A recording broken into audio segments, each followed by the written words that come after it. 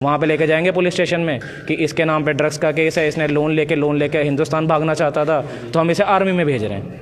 मतलब क्रिमिनल दे दिया जाता है कि ये क्रिमिनल है। तो इस जिनके ऊपर क्रिमिनल वाले केस हैं उनको तो ये भारत भेजेंगे ही नहीं, उनको तो इन्होंने सीधा क्रिमिनल ही घोषित कर दिया ना कि अगर हम इसको आर्मी से निकालेंगे हम इसको जेल में डाल देंगे। और मतलब नॉनसेंस बातें हैं कि आप एक अदर कंट्री के बच्चे को ऐसे फंसा रहे हो।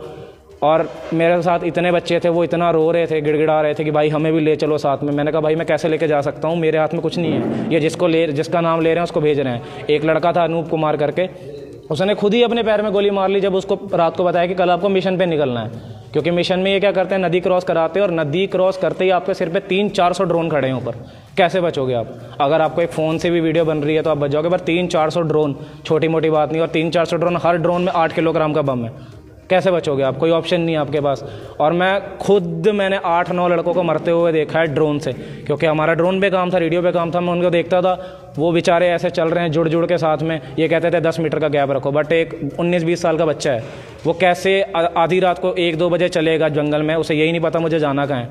वो जा रहा है, ऊपर से ड्रोन आया, बम गिरा दिया, सिर्फ कुछ नहीं बचा बॉडीज़ का।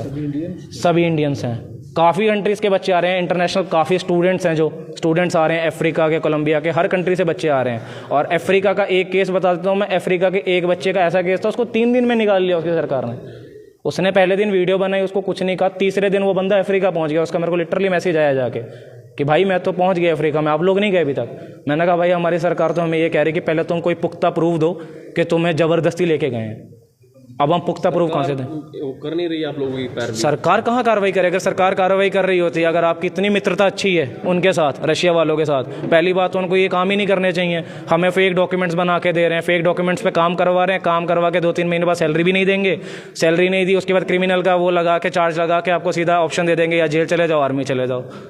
कैसे बचोगे आप? और अगर हम मीडिया से सपोर्ट मांगते हैं, इंडियन मीडिया से, जो भी ये बड़े चैनल है ना, जो हम कहते हैं कि हम रियलिटी दिखाते हैं, ये दिखाते हैं, उन्होंने मेरे को कहा कि आप इंटरव्यू देने आ जाओ, बट जो हम बोलेंगे वो आपको बोलना पड़ेगा। जो वहाँ के लोग हैं, जो वहाँ के नागरिक हैं, क्या रशियन, उनके साथ पार्शलिटी की जाती है आपके? बिल्कुल की जाती है। उनको तो मैं कहूँ कि उनके जो नॉर्मल लोग नहीं हैं वॉर में, उनके जो क्रिमिनल्स हैं उनको वॉर लड़वाई जा रही है। जो इनके प्रॉपर आर्मी है, ये कॉन्ट्रैक्ट आर्मी है। कॉन्ट्रैक्ट आर्मी का मतलब ये है कि जब तक वॉर चल रही है उस दिन तक आप आर्मी में हो, प्राइवेट आर्मी टाइप कह लो, और जिस दिन वॉर ख़त्म होगी उसके अगले दिन आपको डिस्चार्ज कर दिया जाएगा। उनको क्या सैलरी भी दी गई है? सैलरी दी जाती है, बट कई लड़कों की सैलरी मरी हुई है। एक लड़का मेरे साथ था यहाँ का, हरियाणा का, वो वहाँ पे वॉर में लड़ रहा है। अभी उसका मेरे को मैसेज आया कि भैया मेरे को ये नहीं पता कि मेरे अकाउंट से 14 लाख रुपए गायब कैसे हो गए। मतलब ये खुद ही बैंक अकाउंट, बिना नंबर के तो बैंक